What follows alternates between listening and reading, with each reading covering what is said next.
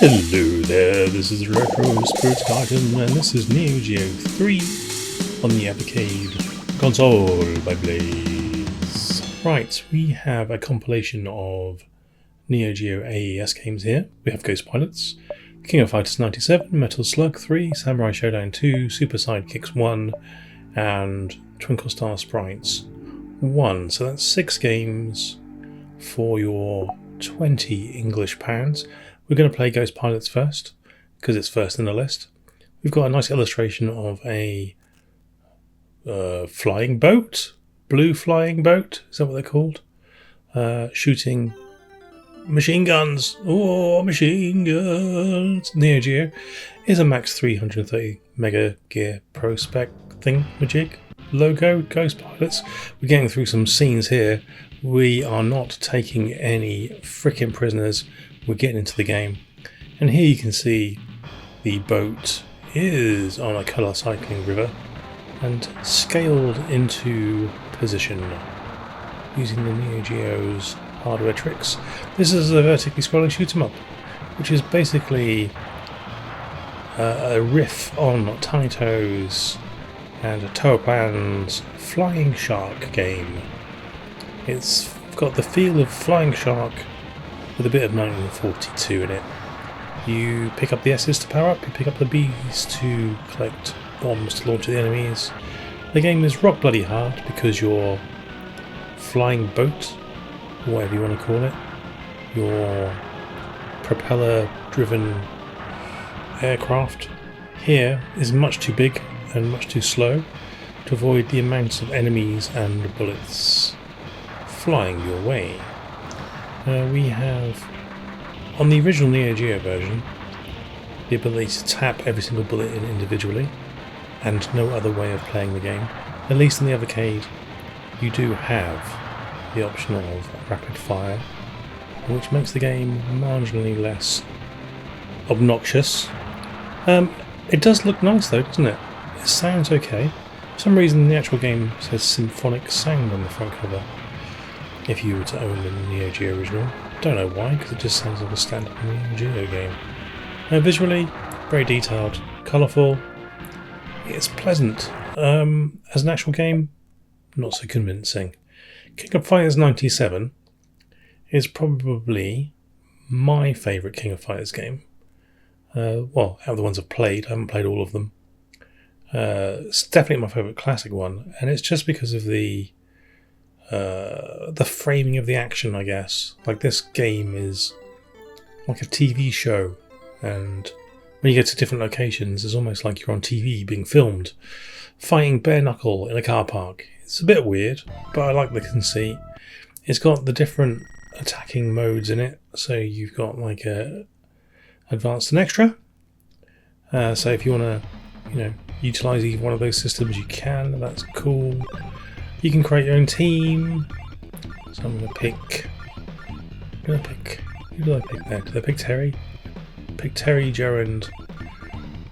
Did I pick Joe? I can't. It doesn't tell you. It doesn't show you who you've picked, does it?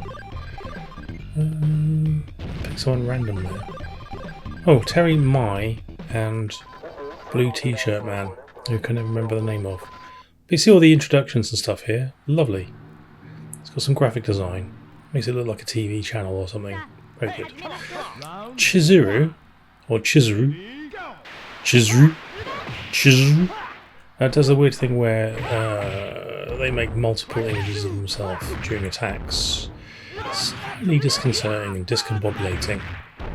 Never quite know where they stand. Terry has rocket shoes in this game, and a power wave, and he also has rocket shoes. It plays a lot like every other King of Fighters game. It's got a nice roster, a nice atmosphere, and the music that's in it is pretty good, but it's situational. I think I remember from the Saturn or Neo Geo version, one of the levels doesn't have any music at all, it's just ambient sound effects, which is interesting. It's a great game to have on here. Really, I mean, if Evercade were being serious, like Terry Bogard is serious, they would have put all the King of Fighters games on maybe one cartridge. But decided not to get serious and split them over multiple cartridges. King is the winner, that's for sure. I like all the little angle animations in the King of Fighters, like King there looking like some sort of boxer. Mai just looking incredibly bouncy. I think that's what I'm going to say about that. Did a fireball move there, which initially looked impressive, but actually caused very little damage. Well done, Mai. I'm not sure what Mai is supposed to be. Is she supposed to be a ninja? If so, she's gone against the ninja code, and instead of covering herself up to blend in with the environment, she has decided to let it all hang out, which is, I believe, the opposite of what ninjas should really do. Maybe she's not a ninja. Maybe she's just a badass punchy girl. Right, well, Mai versus Mai here. Lovely stuff. Yep, King of Fighters. Most King of Fighters games are pretty damn good. Well, the classic Neo Geo ones are anyway. And you can't go far wrong. Although I hear 2001 isn't very good. I've never played that one. I have played 2000. I own 2000. It's pretty good. 98 seems to be one which the fans like, and 2003 is another one. 2003 though is very expensive. Metal Slug 3, we all know Metal Slug games. God damn it. You run along, you shoot things with guns and grenades, you shoot helicopters. Metal Slug 3 you can get turned into a zombie. Oh, it's terrible, terrible time. Your skin starts flaking off, your eyeballs are popping out of your skull. Oh, you got no bowel control, you can't walk faster than 1 mile per hour, and no one wants to talk to you. It's horrible being a zombie. And this game really illustrates that by turning you into a zombie at every possible opportunity. This is probably, like, I don't know, the best looking Metal Slug, or one with the best variety in it. And it's on this cartridge. It's a hard game, but actually on the Evercade, with the rapid fire, it's a little less onerous taking on the bosses with just your pistol, which you will do a lot in this game. That's bloody annoying. On the original Neo Geo, having to tap every single bullet in was a massive ball ache. There's no doubt about it. But yeah, great looking, great sounding. Gameplay's cool, but I think the first Metal Slug is probably the best one. I think they peaked just in terms of game difficulty, amount of content. This game takes quite a long time to complete if you want to try and do this on 1 credit. And the last level is ridiculous in terms of length of level and difficulty. Right, let's get out of Metal Slug because everybody knows it's a classic. Samurai Showdown 2, everybody probably knows this one's a classic as well. This is probably the hardest game in the Samurai Showdown canon in terms of fighting the CPU. So expect my ass to be handed to me multiple times by potentially the first enemy. It came out around the time of Art of Fighting 2 and those type of games, and SNK just went, I've got no respect for you arcade loving youth. I just want your cash, so I'm going to make this as hard for you as I possibly can. And yeah, basically the AI just reads everything that you're going to do and just kills you. Which is good fun, isn't it? We've got a bit of a story here. Got Wan Fu, he's sitting in front of a silhouette of a pointy man, and he's had enough of that, and he's going to go and fight Kyoshiro in what looks like a theatre, because he's a kabuki, right? My man here, Wan Fu, he's got a massive rock. He used to have a massive sword in the first game. It's got generally the same moves though. Just can't quite remember what they are.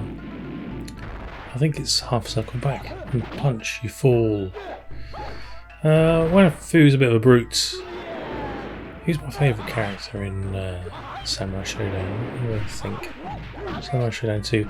They introduced a couple of new characters which I never really got on with. I do like Genan and well, it's not that Ganon's like great or anything. He's just a fun character. I like Haramuru. He's kind of cool. Like Wang Fu. Yeah, it's got some nice characters in it. Nice graphics, nice and colourful.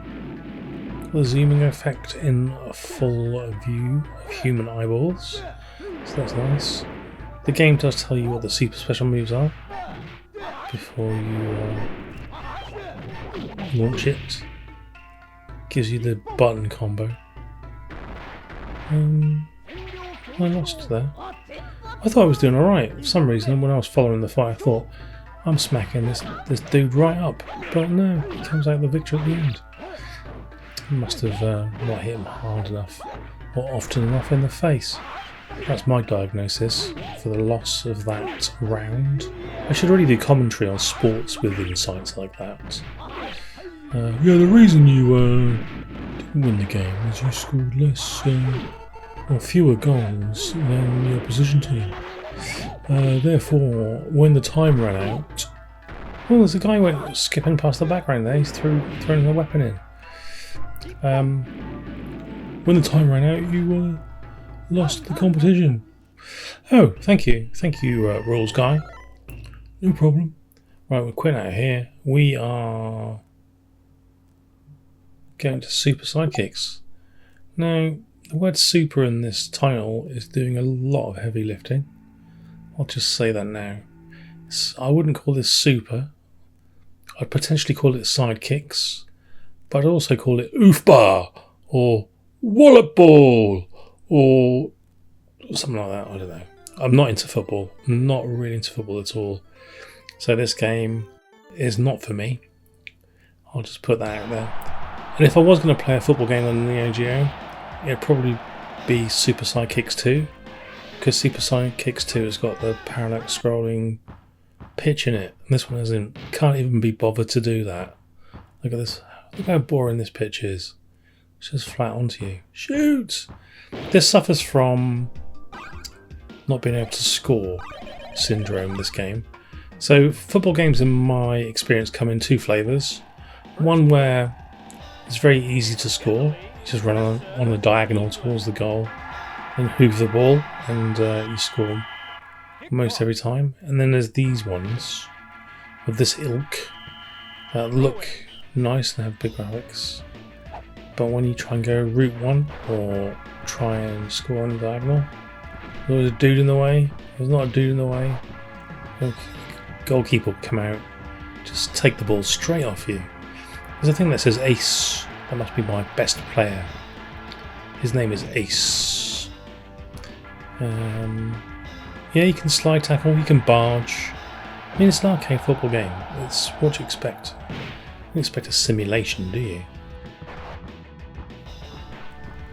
Musically, it doesn't really fit. Oh, he's hurt his shin. Oh, look at the size of his mouth. Could fit a whole watermelon in there. Push. Okay. Did that. Made it a successful pass. Well, who would have thunk it? Wow, that was a powerful shot. A powerful overhead kick there. Yeah, don't like football games much really. Right, the next game is Twinkle Star Sprites, which is a vertically scrolling shoot 'em up in which I suppose you're some sort of primary school kid who's got a magic wand that can shoot magic at cute enemies and kill those cute enemies, send them to their graves on the other side of the screen, annoying the second player of this game, because it's like a well, it's like a 1v1 puzzle kind of tile where you shoot things instead of matching colours or throwing bubbles up the screen. And to be fair, it's good looking and quite fun. It suffers a little bit from sprite flicker, a little bit, not a huge amount.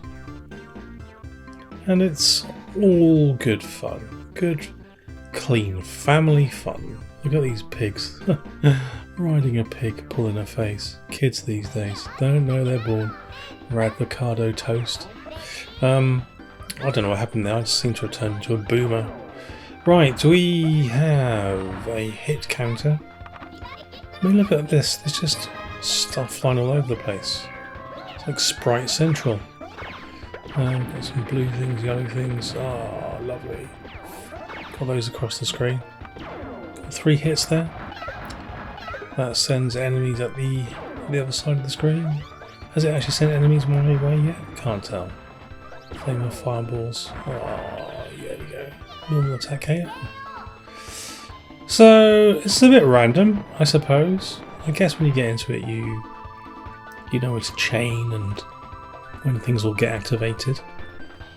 So, like, I haven't really played this game at all before this Evercade cartridge, and yeah, it's actually pretty decent. I'm looking forward to getting the cartridge version of this when the Neo Geo AES Plus is released, because I think it's kind of cute and fun.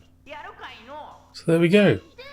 That's all the games on the Evercade Neo Geo Volume 3. I would say 4 of them are at least good.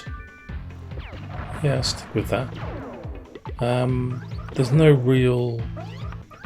Well, apart from King of Fighters 97, there's no real kind of standout title. Twinkle Star Sprites is an expensive game, so maybe they're thinking that that's the standout title on this compilation, because this game was a ridiculous amount of money to buy on original format. So maybe that's what they're thinking, but it's not the best game on the cartridge.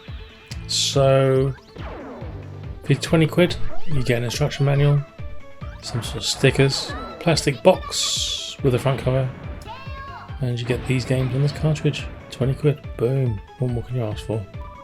Right, well, is it worth 20 quid, this compilation? I think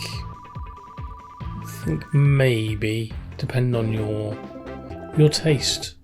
So you've seen all the games now, you make your choice based on your taste, and I'll go and do something else, which may include boiling my head or eating large amounts of KFC. I don't know, neither of those things sound that entertaining to me, or at least not something I really want to do. But you know, what else are you going to do when you've got no imagination? I suppose you can make another video, couldn't you? We'd all love that. That was sarcasm. Ta-ra!